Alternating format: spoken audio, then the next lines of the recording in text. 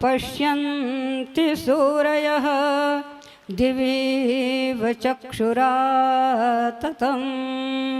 सर्वे वेदा यत्पदमामनन्ति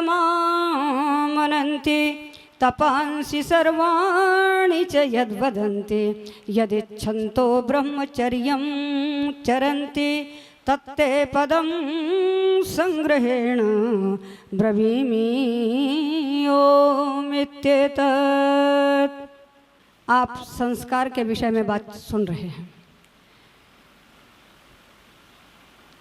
संस्कृत, संस्कृति, संस्कार, ये तीन शब्द हैं अलग अलग, लेकिन भाव सबका एक ही है।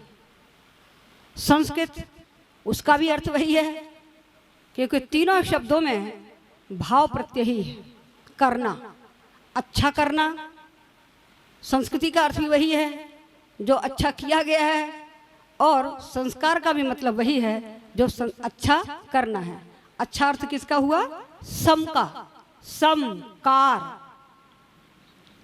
क्री डुक्रिय करणे, करना, भला करना। अच्छी कृति, हिंदी में बोलते हैं अच्छी कृति, माने वो भी क्या है? अच्छा किया हुआ।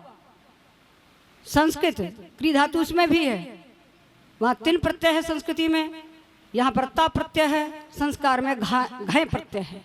तीन प्रत्यय अलग अलग हैं, अर्थ है कि ये तीनों का। अच्छा करना,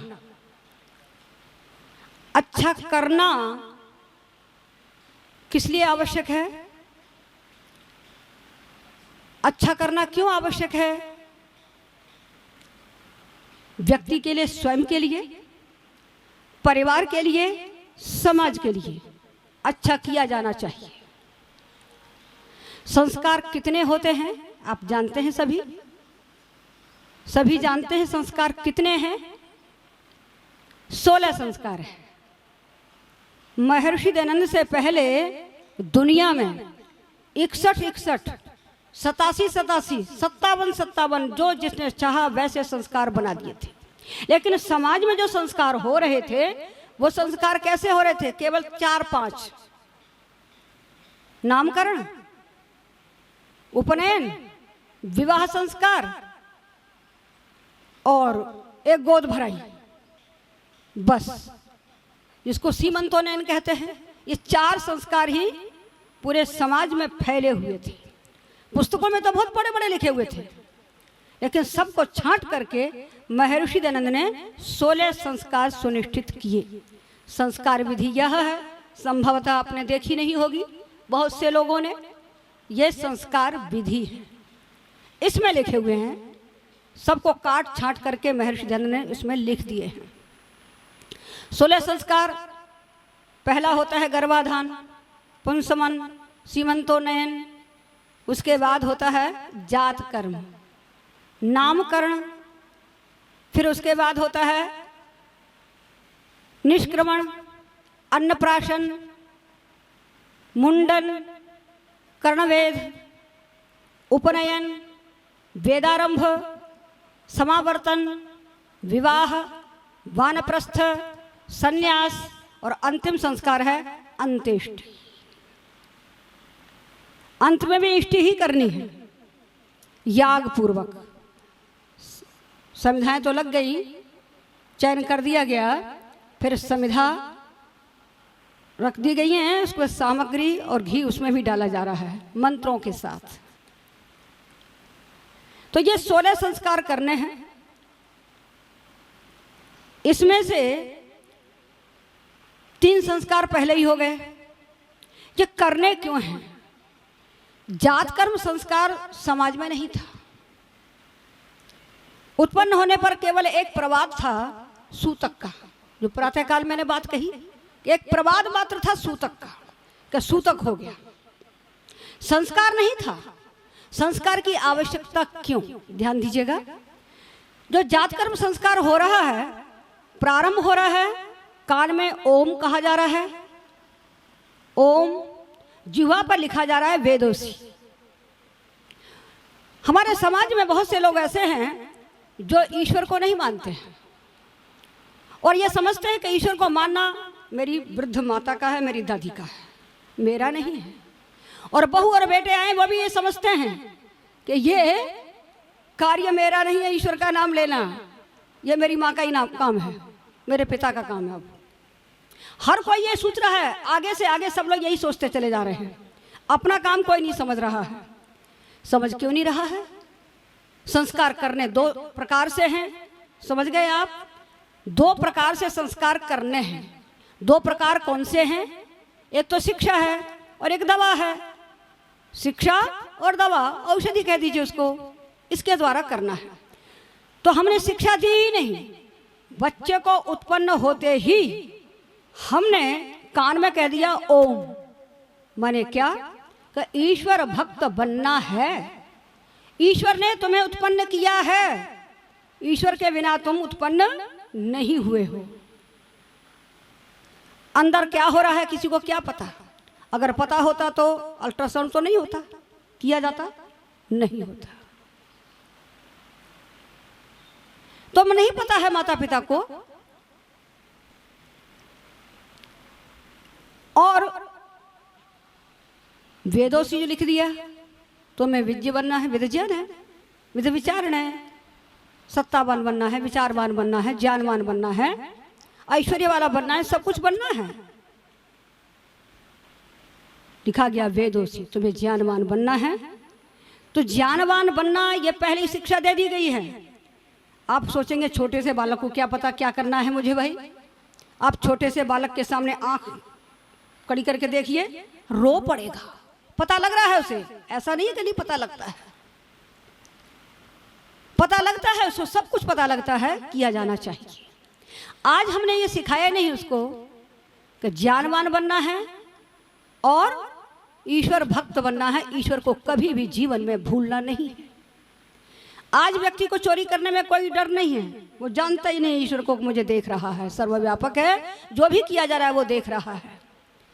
जात कर्म संस्कार में मंत्र भी बोले जाते हैं और आहुतियां भी दी जाती हैं, हो गया ये। लेकिन जात कर्म संस्कार नहीं किया गया। लेकिन दुनिया में आज क्या हो रहा है? जन्मदिन मनाया जाता है, जन्मदिन मनाया जा रहा है सर्वत्र। और जन्मदिन में क्या होता है जानते हैं सभी? मैंने तो आज तक न जन्मदिन मनाया है और न मनाने की कभी सोचती हूँ। एक माता जी थी हमारी ट्रस्ट में थी, जो रामनारायण शास्त्री हुआ करते थे, वहाँ के पटना के बड़े विद्वान थे, और उनकी हिंदी क्या सुललित होती थी, सुनने के लिए छात्र ऐसे खड़े रहते थे, कुर्सियाँ नहीं है तो भी खड़े होकर के सुना करते थे। उनकी धर्मपत्नी थी ईश्वरी देवी जी। उन्होंने किसी का सुना तो उन्होंने आके मेरे से कहा गुरुकुल में, क्या सूर्या जी आपका जन्मदिन है? मैंने कहा नहीं, तो मैं तो कभी उत्पन्न हुई नहीं, मैं तो कभी उत्पन्न हुई ही नहीं। तो लेकिन आज जन्मदिन मनता है, और जन्मदिन मनाने में केक कटती है, मंत्र नहीं बोले जाते, केक कटती है, मोमबत्ती जलाई जाती है और बुझाई जाती है। और यहाँ क्या कर रहे हैं? जात कर्म संस्कार में दीपक जला रहे हैं, जल रहा है, अक्षय दीप रखा जा रहा है, अग्निहोत्र में आहुतियां दी जा रही हैं, और कहा जा रहा है यही कि अग्निर ज्योति ज्योति सूर्यो ज्योति ज्योति, जैसे ये प्रकाशमय है वैसे प्रकाशमय तुझे भी बनना है, ज्ञान से संयुक्त होना है। और वहां बुझा दी जाती है, और बुझा दी गई, और फिर उसके बाद केक काट दिया गया। फिर क्या करते हैं? Happy birthday. मैंने बर्थ कहाँ होती है? सीट गाड़ी में हुआ करती है, हमारी निश्चित सीट हो गई। सीट को निश्चित करते हैं, हमारा कर्तव्य क्या है? कुछ भी नहीं, सीट निश्चित हो गई मेरी धरती पर खाली। तो आज बच्चा क्या कर रहा है? काट रहा है, हाथ में चाकू है, छोटा सा बच्चा है, काटना सिखा दिया गया। याद रखिए, आज उसने केक काटी है, कल को जेब काटेगा, और भविष्य में क्या करेगा? गर्दन काटेगा।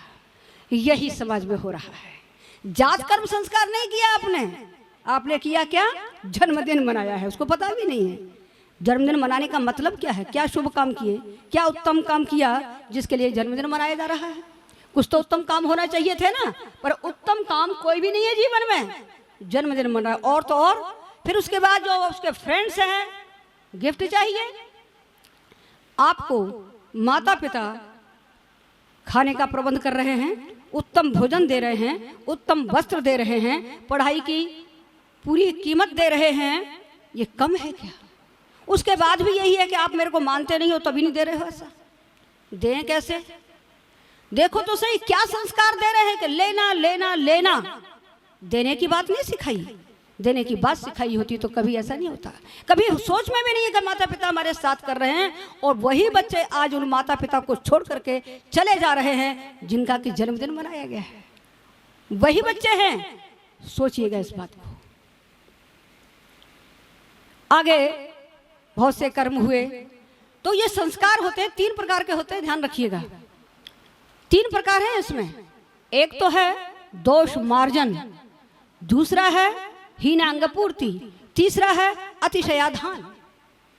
माने जिसमें दोष है वो हटा दिया गया। जात कर्म में क्या करते हैं? दोषी हटाते हैं, लिपटा हुआ है जेर वेर में सब हटा करके साफ कर दिया गया।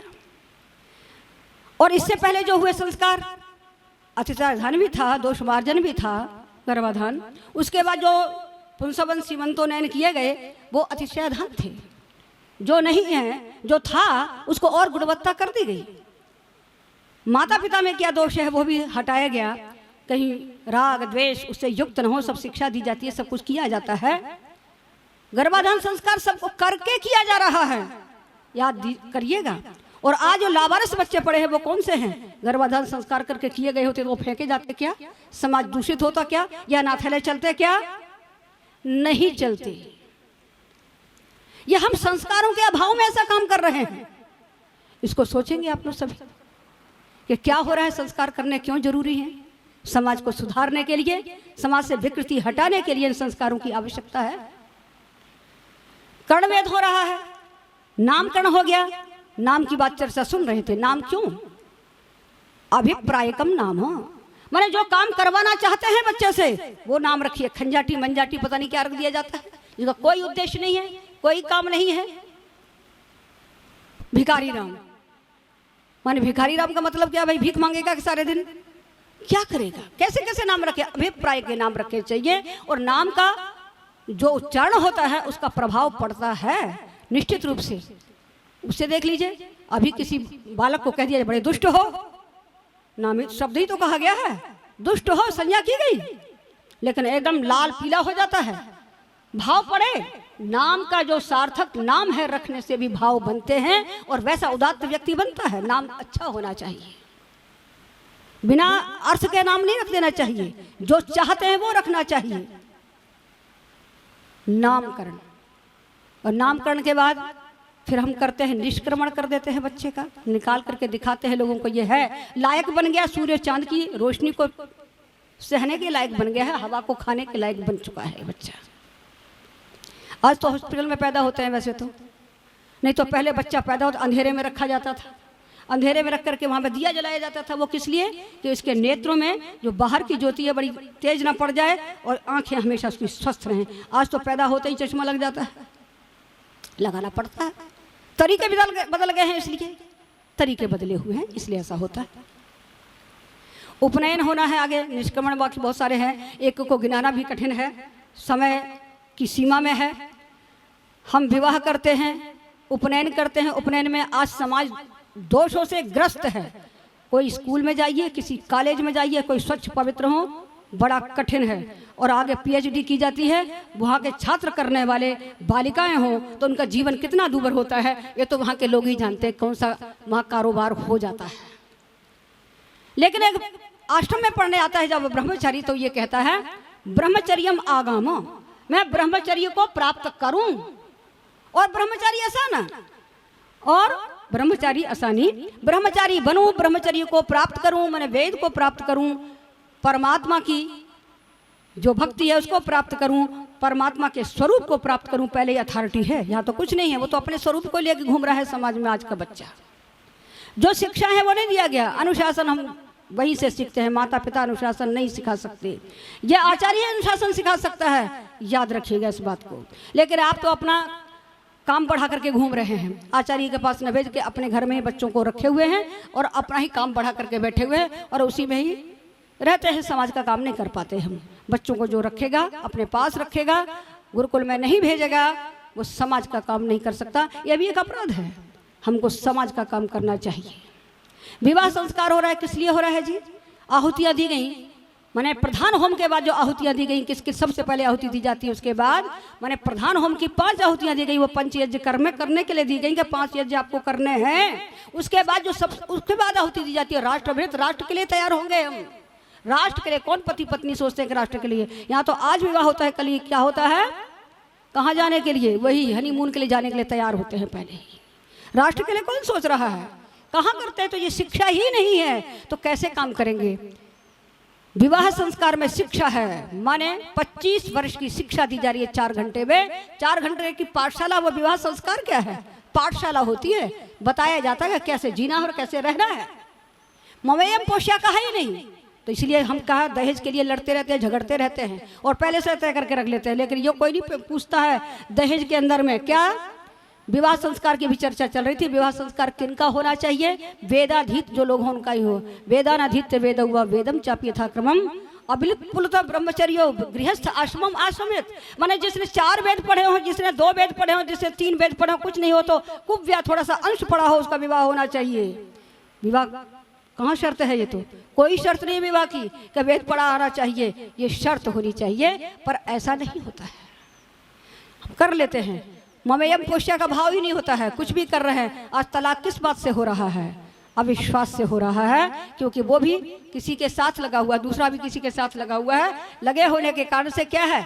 घर में विच्छेद बना पड़ा है। अगर संस्कार इस प्रकार से किया गया होता, शिक्षा दी गई होती, तो ये गृहस्थ आश्रम ऐसे नहीं होते। इससे पहले के जो पूर्वज लोग हैं, हमारे महापुरुष लोग हैं, उनके जीवन में ऐसा नहीं है। अपवाद तो हमेशा होते हैं, किसी बात के अपवाद को छोड़ दीजिए। वैसे नहीं, आज तो प्राय ही सब लोग उत्सर्ग की संज्ञा में सब पहुंचे हुए हैं, सारे परिवार। अपवाद वही है जो कि कहीं नहीं हो रहा है। जैसे हमारे प्रशस्त मिश्र शास्त्री जी बैठे हैं, जैसे रामनारायण शास्त्री जी बैठे हैं, अपवाद लोग बैठे हुए हैं। बाकी तो क्या है, सब जगह कुछ न कुछ गलतियां हैं, कुछ न कुछ वैसा है।